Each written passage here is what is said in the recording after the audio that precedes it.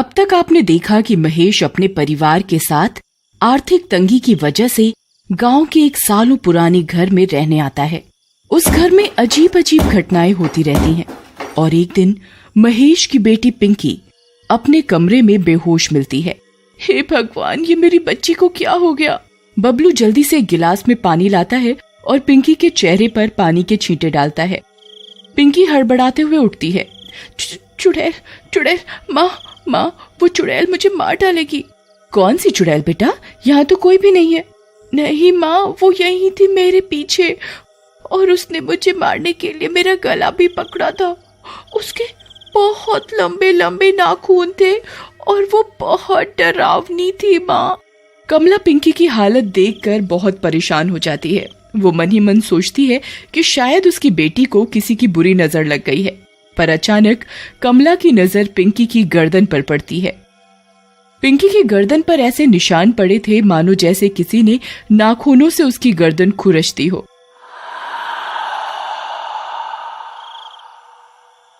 मैं तुम्हारे पापा के आते ही उनसे बात करूंगी, सब ठीक हो जाएगा बेटा, तू परेशान मत हो। शाम को महेश के आते ही कमला उसे सारी बात बताती है। ऐसा करते हैं, हम लोग कल मंदिर चलते हैं, वहाँ जाकर हम पिंकी को झाड़ा लगवा देंगे। अगले दिन सुबह सुबह सब मंदिर जाने के लिए तैयार हो जाते हैं। मंदिर जाकर पिंकी फिर से अजीब बर्ताव करने लगती है और मंदिर के अंदर जाने से मना करने लगती है। मुझे नहीं जाना अंदर, तुम लोग जाओ, मैं यहाँ बाहर ही ठीक हूँ। ऐसा नहीं करते बेटा, मंदिर जाने से कभी मना नहीं किया करते। मैंने जब बोल दिया कि मुझे अंदर नहीं जाना तो फालतू की जिद क्यों कर रही हो? महेश और कमला पिंकी को पकड़कर जबरदस्ती मंदिर के अंदर ले जाते हैं। मुझे छोड़ दो, मुझे जाने दो। पिंकी भगवान की मूर्ति के सामने आकर एकदम चुप हो जाती है। देखिए ना पंडित जी, हमारी बेटी को क्या हो गया है? आजकल बहुत अजीब बर्ताव करने लगी है। आज तो मंदिर में भी आने से मना कर रही थी। परेशान मत हो, मैं तुमको ये धागा दे रहा हूँ। इस धागे को इसके गले में बांध दो, ये बिल्कुल ठीक हो जाएगी। कमला पिंकी के गले में धागा बांध देती है और सब वापस घर आ जाते हैं। कुछ दिन पिंकी बिल्कुल ठीक रहती है, पर अचानक एक दिन उसका धागा बाल काटते वक्त कंघी से टूट जाता है और पिंकी फिर से अजीब बर्ताव करने लगती है। एक रात जब सब सो रहे होते हैं तो नीचे मंजिल से कुछ गिरने की आवाज आती है। बबलू की अचानक आंख खुल जाती है और वो देखता है कि पिंकी कमरे से गायब होती है। बबलू नीचे जाता है तो देखता है कि पिंकी घर से बाहर जा रही होती है। बबलू पिंकी के पीछे पीछे जाता है। पिंकी उस पीपल के पेड़ के पास जाकर खड़ी हो जाती है और ऊपर उस पेड़ को देखती रहती है।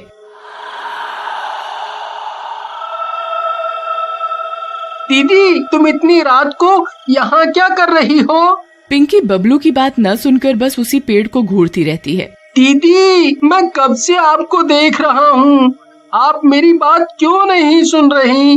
पिंकी तुरंत बबलू की तरफ पलटती है। ऐसा लगता है जैसे पिंकी अभी होश में आई हो। मैं यहाँ कैसे आई?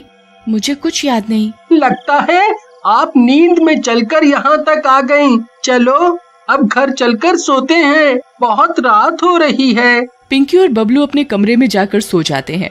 अगली सुबह सब बैठकर नाश्ता कर रहे होते हैं। मुझे आज स्कूल के प्रिंसिपल ने बुलाया है। इतने दिन से स्कूल के चक्कर काट रहा हूँ, पर लगता है आज मेरी नौकरी पक्की हो जाएगी। मैं आज पिंकी और बबलू के एडमिशन की भी बात कर लूंगा। चलो अच्छा है, भगवान सब अच्छा करे। महेश स्कूल चला जाता है। कमला और पिंकी किचन में और बबलू बाहर खेलने चला जाता है। कमला किचन में सब्जी काट रही होती है और पिंकी आटा गूंथ रही होती है। सब्जी काटते काटते अचानक कमला का हाथ कट जाता है और उसके हाथ से खून बहने लगता है। पिंकी खून देखते ही फटाफट आटा छोड़कर कमला का हाथ पकड़कर खून चूसने लगती है। बस बस बेटा, जरा सा कटा है, मैं हाथ धो लूंगी तो खून बहना बंद हो जाएगा। पिंकी कमला का हाथ नहीं छोड़ती और उसका खून चूसती रहती है। कमला को पिंकी का ये बर्ताव बहुत अजीब लगता है और अचानक तभी कमला की नजर पिंकी की गर्दन पर जाती है। पिंकी का धागा गायब होता है। पिंकी, तुम्हारा धागा कहाँ गया? पिंकी कमला की बात न सुनकर बस उसके खून को चूस रही होती है। कमला पिंकी को पीछे की तरफ धक्का देकर हटा देती है। पागल हो गई हो क्या? क्या हुआ मम्मी? अरे आपको ये चोट कब लगी? आपका तो खून बह रहा है, जल्दी से पानी से इसे धो लो। कुछ नहीं, बस सब्जी काटते वक्त जरा सी उंगली कट गई। शाम होते ही महेश घर आता है। उसके हाथ में एक मिठाई का डिब्बा होता है। कमला, पिंकी, बबलू, कहाँ हो तुम सब? जल्दी आओ, तुमको एक खुशखबरी देनी है। सब लोग महेश की आवाज सुनकर आ जाते हैं। क्या हुआ, इतना शोर क्यों कर रहे हो? और ये आपके हाथ में क्या है? आज मैं बहुत खुश हूँ, मेरी नौकरी स्कूल में पक्की हो गई है। मैंने पिंकी और बबलू के एडमिशन के लिए भी उसी स्कूल में बात कर ली है। और ये देखो, मैं तुम सब के लिए मिठाई भी लाया हूँ। पिंकी मिठाई का डिब्बा देखकर उस पर झपट पड़ती है और पागलों की तरह मिठाई खाने लगती है। सब लोग पिंकी को ऐसे मिठाई खाते देख हैरान हो जाते हैं। पिंकी, तुम पागल हो गई हो क्या? चलो ये मिठाई का डिब्बा मुझे दो। पिंकी की आंखें बिल्कुल लाल हो जाती हैं और वो गुस्से से कमला की तरफ देखती है। कमला डर जाती है और पिंकी को मिठाई खाने देती है। पिंकी पल भर में ही पूरा डिब्बा खा जाती है। महेश और कमला समझ जाते हैं कि पिंकी पर किसी चुड़ैल का साया है। वो अगले ही दिन गांव के एक तांत्रिक के पास जाता है। आप जल्दी मेरे घर चलो, मेरी बेटी किसी चुड़ैल के कब्जे में है, आप उसे बचा लो। चिंता मत कर बेटा, मैंने अच्छी चुड़ैलों को ठीक किया है। ओम ह्रीं क्लीं चामुंडाय नमः। ओम ह्रीं क्लीं चामुंडाय नमः। पिंकी लाल आंखों से तांत्रिक को घूरती है।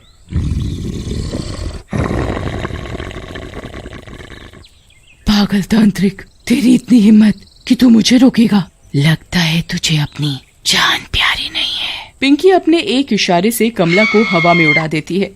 बचाओ बचाओ, मुझे नीचे उतारो पिंकी बेटा। कौन पिंकी? मैं कोई पिंकी विंकी नहीं हूँ, मेरा नाम संगीता है। संगीता? कौन संगीता? अच्छा, अब तू मुझसे सवाल करेगी? तुझे तो मैं बताती हूँ। मेरी माँ को छोड़ दो, मेरी माँ को छोड़ दो। पिंकी बबलू की तरफ गुस्से से देखती है और उसे भी हवा में लटका देती है। तांत्रिक जल्दी से गंगा जल पिंकी के ऊपर डाल देता है और पिंकी कुछ देर के लिए बेहोश हो जाती है। महेश जल्दी से पिंकी को एक कुर्सी से बांध देता है। थोड़ी देर बाद पिंकी की आंखें खुलती हैं, पर वो अभी भी किसी आत्मा के वश में होती है। खोलो मुझे, किसकी हिम्मत हो गई जो मुझे बांधने की कोशिश की?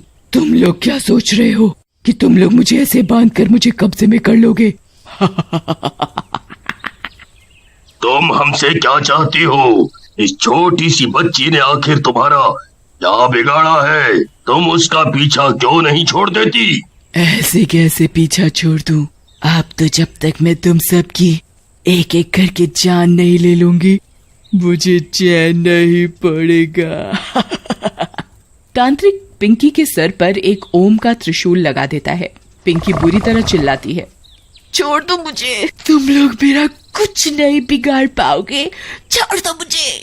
अगर तू मुझे अपने बारे में नहीं बताएगी तो मैं तुझे ऐसे ही तड़पाता रहूंगा।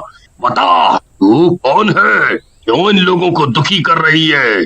बताती हूँ, मैं इस घर की नौकरानी थी। बहुत सालों पहले इस घर में काम किया करती थी। इस घर में एक मौसी और उनका बेटा जगदीश रहता था। मैं ऊपर वाले कमरे में रहती थी। जगदीश मुझे बोलता था कि वो मुझे बहुत प्यार करता है। मैं भी उससे प्यार करने लगी थी। उसने मुझसे शादी का वादा भी किया था, पर एक दिन वो शहर गया और किसी और से शादी कर ली। मैं ये बात बर्दाश्त नहीं कर पाई और बाहर जो पीपल का पेड़ है उस पर फांसी लगाकर आत्महत्या कर ली। मरने के बाद भी मेरी आत्मा को शांति नहीं मिली। मेरा मकसद बस जगदीश की जान लेना था। एक दिन जब वो अपनी बीवी के गांव आया तो मुझे उसे मारने का मौका मिल गया था, पर उसकी माँ की वजह से वो बच गया। उन्होंने पूजा करवा के मुझे ऊपर मेरे ही कमरे में हमेशा के लिए कैद कर दिया। मैं इतने सालों से उस कमरे में कैद थी, पर पिंकी ने वो कमरा खोलकर मुझे आजाद कर दिया। पर तुम्हारा गुनहगार तो जगदीश था। तुम इन लोगों के साथ क्यों बुरा कर रही हो? मैं इनका नहीं बल्कि वो हर उस इंसान का बुरा करूंगी जो मेरे सामने आएगा। तांत्रिक पिंकी के ऊपर भभूत डालता है और अचानक पिंकी के अंदर से वो आत्मा बाहर आ जाती है और पिंकी बेहोश हो जाती है। तांत्रिक उस आत्मा को जल्दी से एक लोटे में बंद कर देता है और उस पर एक लाल कपड़ा बांध देता है। उसके बाद तांत्रिक उस लोटे को पीपल के पेड़ के नीचे गाड़ देता है। पिंकी बिल्कुल ठीक हो जाती है और अगले ही दिन से बबलू के साथ स्कूल भी जाने लगती है।